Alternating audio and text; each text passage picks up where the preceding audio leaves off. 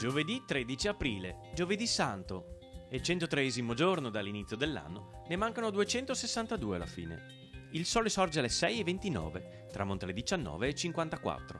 La luna si leva alle 22:11, tramonta alle 7:51.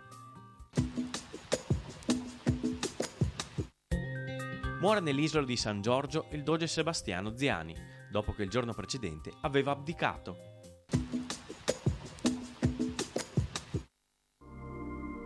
Le previsioni per domani. Tempo nel complesso buono sul nord-est, protetto da un debole anticiclone che mantiene ancora condizioni di stabilità su tutti i settori. Più variabilità in arrivo nella seconda parte del giorno, specie lungo l'arco alpino, ma ancora senza conseguenze. Temperature senza grosse variazioni, sempre miti di giorno.